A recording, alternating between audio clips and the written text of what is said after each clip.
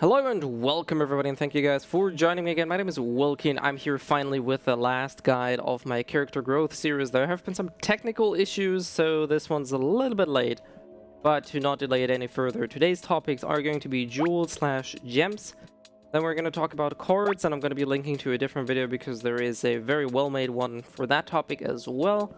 Last but not least, there's going to be pets and the outfit section. So to not further delay it anymore, here we are with jewels and gems. So the first thing here to note is these are only for tier 2 or at some point in time for tier 3 as well. So as a tier 1 player, meaning if you're like in Burn or Handle for that matter, you don't actually have these. Main source to obtain these is going to be Chaos Dungeons. As you can see here, this right here is the yield after one run. As you can see, Burn, Castle, for Handle, they don't actually appear on this list here. But starting from this one, this is the first one that you actually jump into, you get these. The other source that I definitely want to mention when it comes to those jewels is going to be the Boss Rush or also Test Path. So, clicking onto Test Path, Tier 1 or whatever else you want to call it, doesn't have any of these, but Tier 2, the Flame Paths, as you can see, it has the Serum Sapphires, which is a tier 2 material, and all of these do have boxes with jewels in them as well. The Perfection and Aspiration one, I'll explain the stats in just a second. Last but not least, there are a few one-time rewards such as Tower, and I think some of the level up rewards have a few gems. Also, usually some events. For example, currently I have the Winterfire event, where you also can buy up these. So there usually are more than the two sources that I've shown you, but these are the consistent things. So you're going to be running these, or you should be running these on a daily basis at least, and after a while you'll get a few of them. So this is how you obtain the gems or jewels. What the hell do they actually do? As I already mentioned, there's two types. There's one type that increases damage and the other type that decreases your cooldown, and that's pretty much it. That's all the stats you will ever get on the jewels. The difference being that every skill can have these. So if you take a look at my earring, for example, I have a jewel for Jewel of Perfection for damage for Last Supper and one for Aspiration for better cooldowns. Same thing goes for my Shotgun Barrage, one for damage and the other one for recovery. They don't stack, so there's no point stacking 5 for damage increase. You can only use 1 per stat. This is what the stats actually do. Now I'm going to be showing you how to actually get or what to actually do, because these are a whole plethora of level 1 gems, and as you've seen here, this one's a level 6, here is even a level 7 then. If you open your inventory, you go to the Gem Synthesis tool or menu, you get this window here. By right-clicking 3 gems of the same type or same level, type doesn't matter, but level does. So for example, we took 3 level 1 gems here and we click on Synthesize. Et voila, you have a level 2 gem. It's also going to be RNG, so this is a heavy RNG factor there. But to not just manually click all of this stuff, the much quicker way is click just on level 9. It'll automatically combine every triple or triplets it has. That'll just give you the result. So we now have a level 3 gem, 2 level 1 gems, and 1 level 2 gem left. This is how you combine them and get better ones. There's one other option that I'll show you after showing you a few other things. So, last but not least, what to actually do with these gems, because we now know that the effects are either damage increase or cooldown reduction. So if you go to this NPC here, the so-called jeweler, it's actually ruby because it's red, or it's a red colored diamond, whatever. Well, you have 3 slots in the necklace, 2 slots in both earrings, and 2 slots in both rings. So in total you have 2, 4, 6, 8, 11 slots for the gems, which usually ends up, not always, but what most people will do, they will pick 5 skills that are either hard-hitting skills or have a longer cooldown. For example, I pretty much equipped all of my shotgun skills with cooldown and damage, because for Devil Hunters, shotgun skills are where the damage lies, and they also have a relatively long cooldown. So here we are, Omen of Apocalypse, damage cooldown. Shotgun Ruler, damage cooldown. Last Supper, damage cooldown. Shotgun Barrage, damage cooldown. You can see the pattern here. And last but not least, this is because I only have 4 shotgun skills, so I took Perfect Shot, Great Disaster, and Equilibrium. These are the skills that I've picked.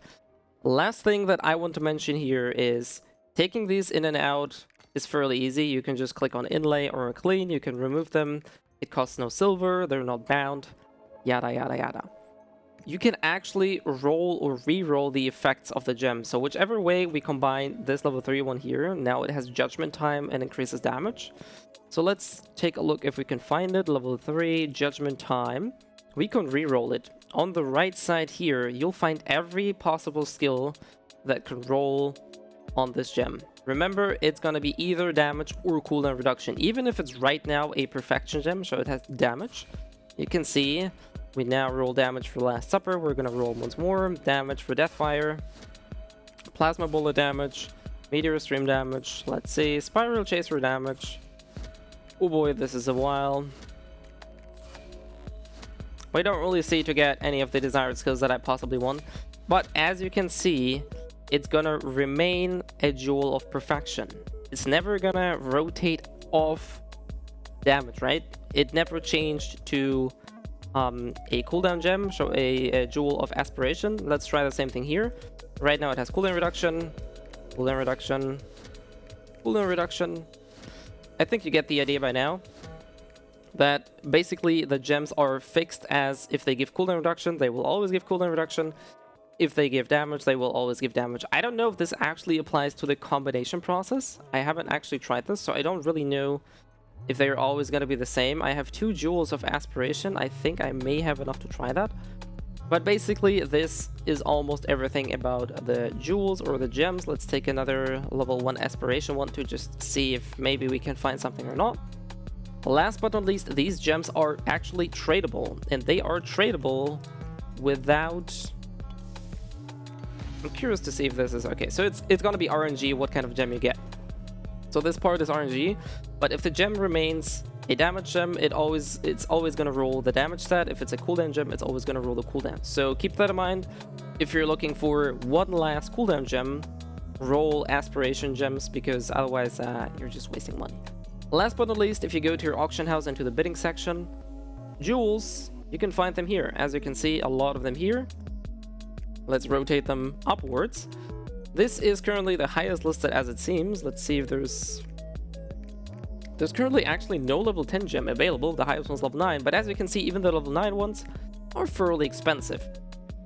So this is definitely something that you're working on as a long-term goal, and not something you're going to be getting as quickly as something else. But it's a nice goal, especially since by just doing your normal Chaos Dungeon runs, which you should be doing every day anyway, you'll after a while amass some of these jewels and get the desired ones. If not, you're gonna reroll them.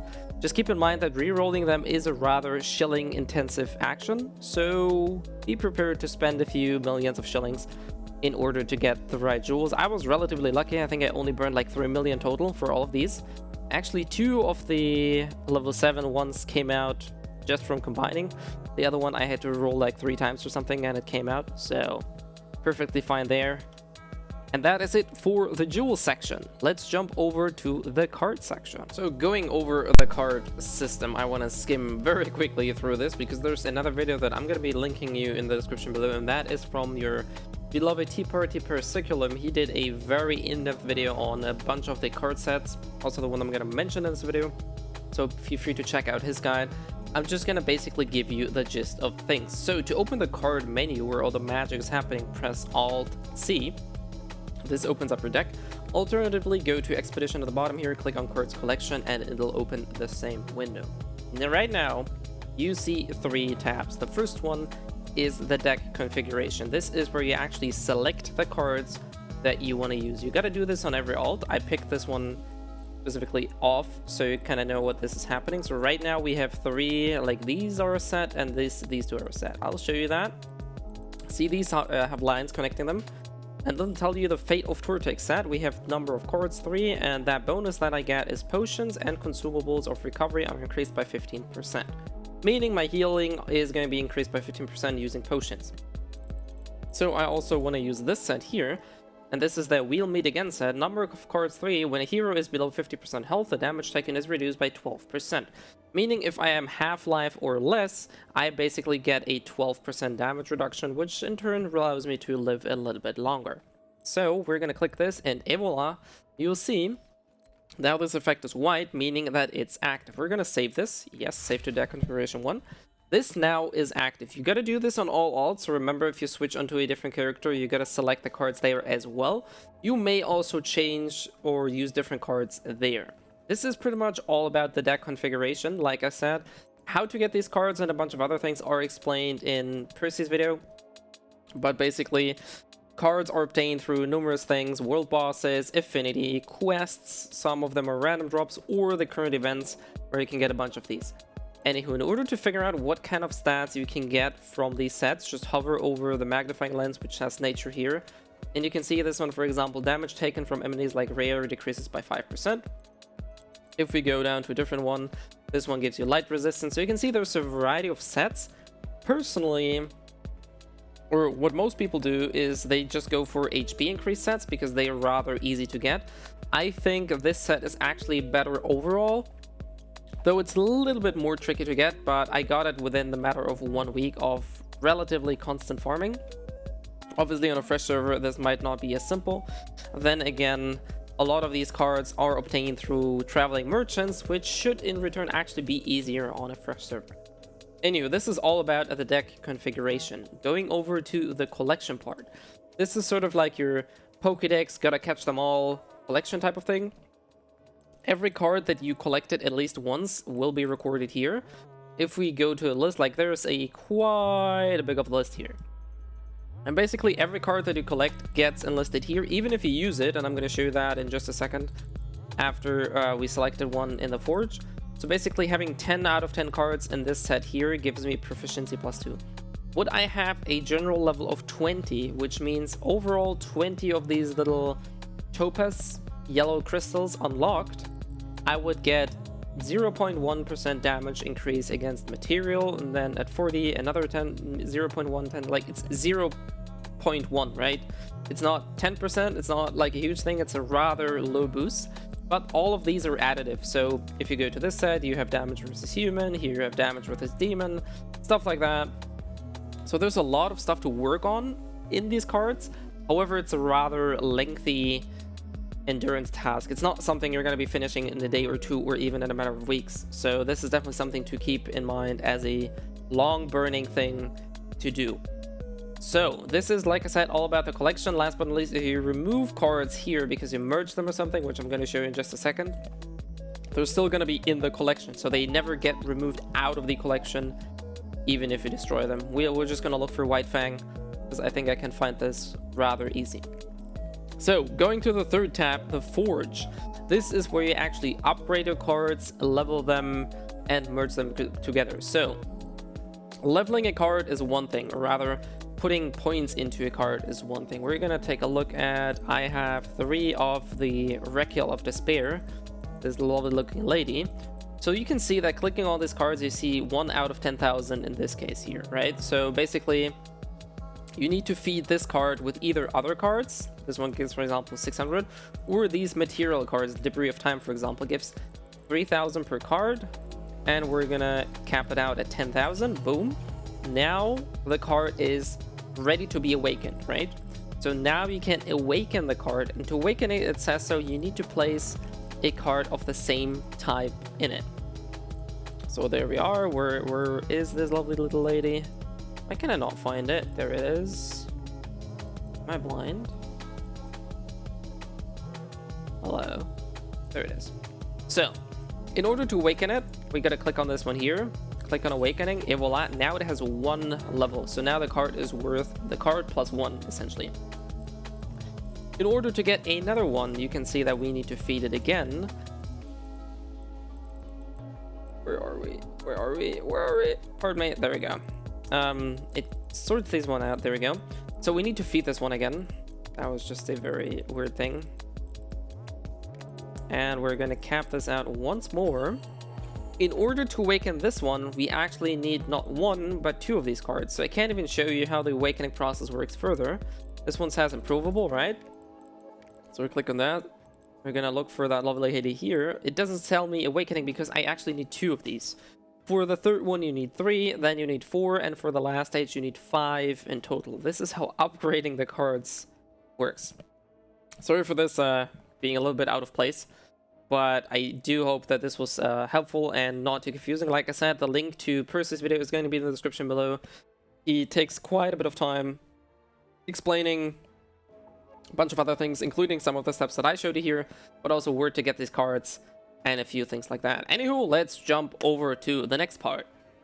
So let's talk about pets really quickly. There's 2 or 3 things about pets. First of all, opening the pet menu is with the hotkey Alt-P. Right now you can see I have 2 pets. This one's actually I bought back in Season 1. And this one I got from one of the events. I don't actually recall. I think it was the Akrasia Express that got you this one. Needless to say, pets have one very, very good feature, and that is loot pickup. Also, a lot of people don't know you can actually filter loot if you so desire. I personally don't think setting the loot filter to anything but default is worth it, because you can always sort it out of the inventory, and usually there's not that much loot throwing around or being thrown around that you need to filter it. But should you have the desire to look for something specific, you can do so by clicking the cog wheel here. This is the main feature of pets, and this is active at all times. So whenever you buy or get a pet from an event, all you gotta do is summon it. So basically click on to call. Now we have the X summon here. And now we're gonna get my seagull out again. This is all you gotta do. The pet is gonna be active. It has a certain range, so it's not like collecting everything around you, but you do need to be in a certain vicinity to the item.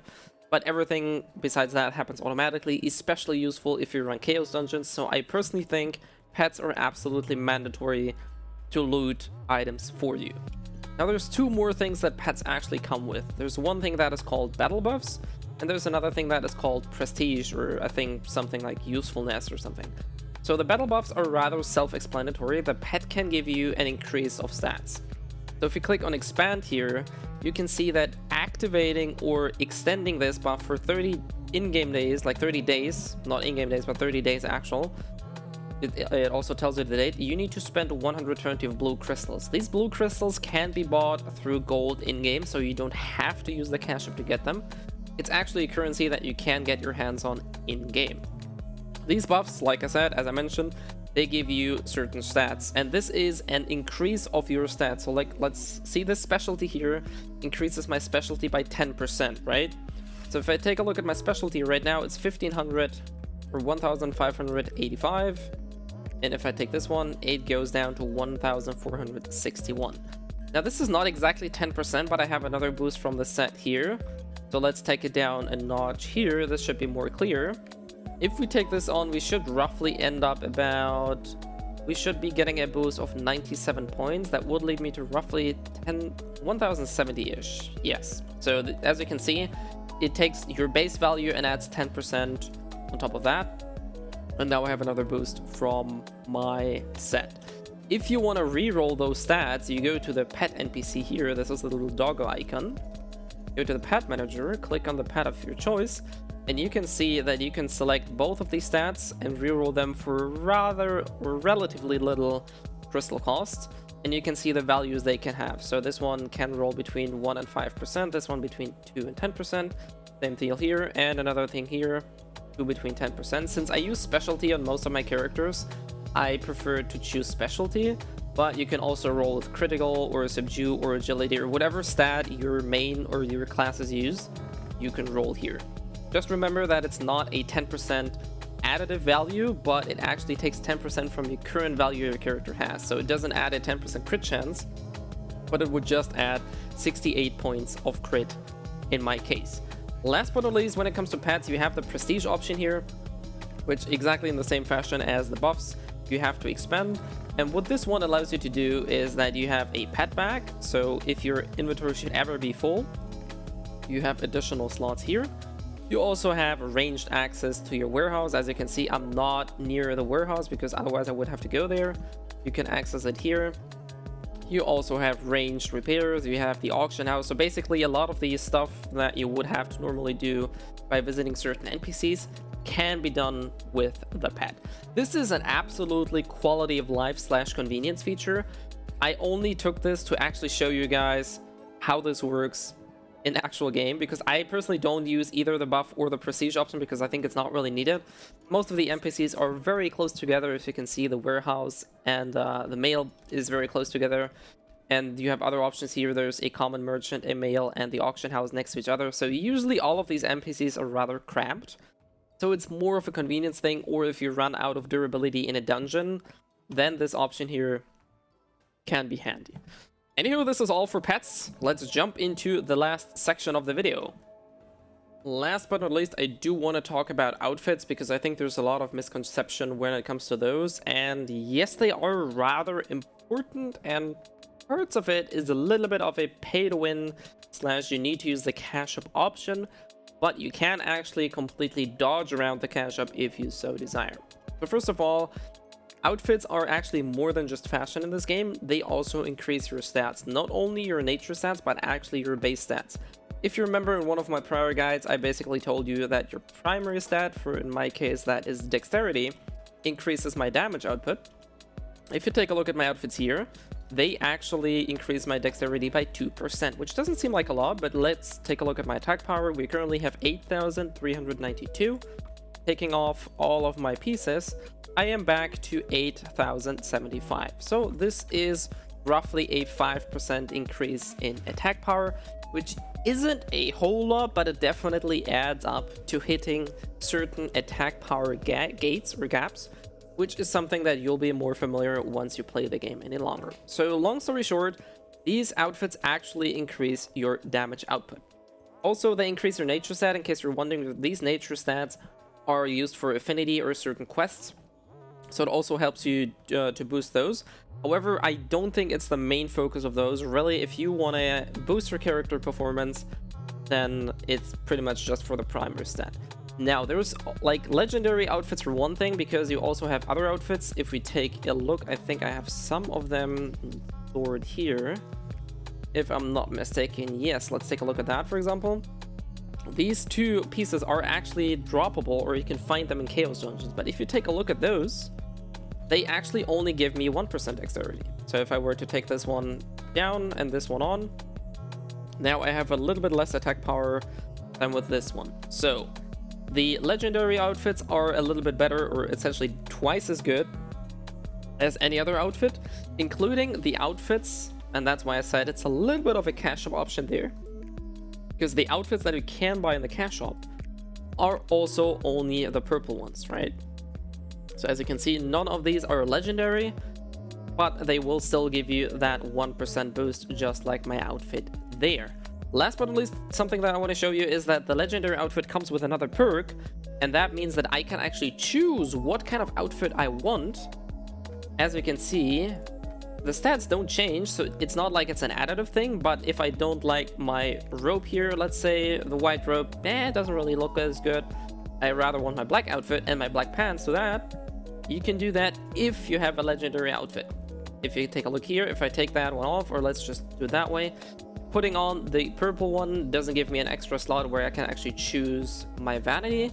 It's an option that only legendary pieces have. However, for your main character, I think at some point in time you will want to try and get those legendary outfits. So how you actually get those, there's two ways. First of all, you can buy them. You can buy them from the cash shop, or you can actually buy them from the auction house. If you go to Avatar, and you can see here that there are a bunch of those things being sold: weapons, headgear, glasses and earrings, stuff like that. Glasses and earrings are not legendary. Leggings, a chest and a leggings combination, and stuff like that. So you can see that there are technically options for you to get stuff like this without spending money in the cash shop. In return, you just need gold. 2,000 gold for someone who's at the later stage in the game isn't actually that much. So keep that in mind, that as a fresh player, this may look intimidating, because like 2,000 gold is a lot. But in the late game stage, this is not even what one character earns per week for me. So it's not a huge deal, especially since you basically buy this once and you're done. So you don't have to refarm the outfits. The other option is to use something that is called Golden Mana Shulk and Arcane Transfigurator. How this system works is basically you click on the Arcane Transfigurator and it opens a transfiguration window. In this window, you can see that we have a selection of a weapon, the helmet, the chest, and the legs. So these are the 4 pieces that you can craft. As you can see here on the right side, all of these options are possible. It's an RNG thing, so you're gonna roll the dice and you're gonna get something out of this. For example, if I need a hat because I don't have a legendary hat yet, I could roll this one here, and it'll ask you, yes, do you want to transfigure these stuff? So you need 1 arcane transfigurator and 14 of these mana shulks. And what we're trying to make is a helmet for the Devil Hunter. You can also make different classes. So if, let's say, you have like a Holy Knight, Arcana, yada yada, you can see is you can also preview them, which I think is a really cool feature. So that's definitely a nice touch there. So you do actually know what these look like. So let's actually go into the thick of things. Like I said, this is random. I think it even tells you here.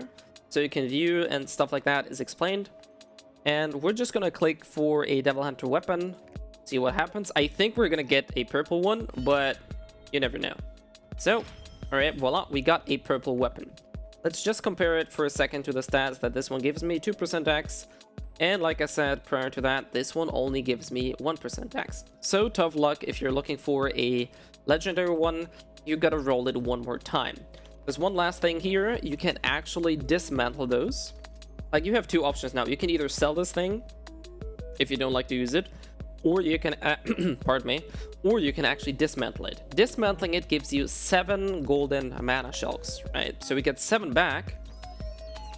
So if you remember, you spent 14 to transfigure first, and you get 7 back out. So essentially, every 2 items that you transfigure, you can get another shot as long as you have the arcane transfigurators. These mana shulks, like I said, are obtained by dismantling or by having Beatrice's Blessing. If you take a look at, where is it? I actually used all of these chests, unfortunately, but this one right here, there it is. You can choose if you want a golden mana shulk, a fermented silver leaf tincture, which are life skill points, or a special gift, which is an affinity item. So there are multiple sources to get those. Sometimes there's also login rewards to get those. And for arcane transfigurators, you can just buy them. If you go to miscellaneous, you can see they are 100 blue crystals a piece. So this is how you get those items. And just for the sake of spending all my resources, we're gonna roll another weapon. Maybe we'll get lucky and get a legendary one. I don't think so. There we go. We got another purple one. So what I'm gonna do now, since I don't need any of these, we're gonna go to the auction house, click on sell. This one is probably gonna be listing for 1,500 gold. Et voila. This is how we're done with the fashion items. Okay. Thanks everybody for joining me this humongously large video, and I do apologize again. I'm not super happy with how this video turned out, but it's been annoying me for over 2 weeks because of the first one that kind of bonked and broke my render. I still don't know what exactly happened there. So yeah, this will have to do. Like I said, apologies if it's rushed or anything. It is, and I'm not 100% happy with it either, but I do think there still is viable information for you to pick on. Anywho, like I said, as usual, if you have anything else that is unclear, anything I confused you, anything else you want to know, feel free to put down a comment in the comment section below, or shoot me a message on your favorite social media, be that either Twitter, on my Twitch channel once I stream, on my YouTube, or on my Discord. Feel free to do so. Last but not least, I stream Monday 1700 CEST, so feel free to check out my Twitch channel. I do stream other games as well, so it's not only going to be Lost Ark content. Last but not least, stay safe, stay healthy out there, and I will see you guys next time. So have a great day.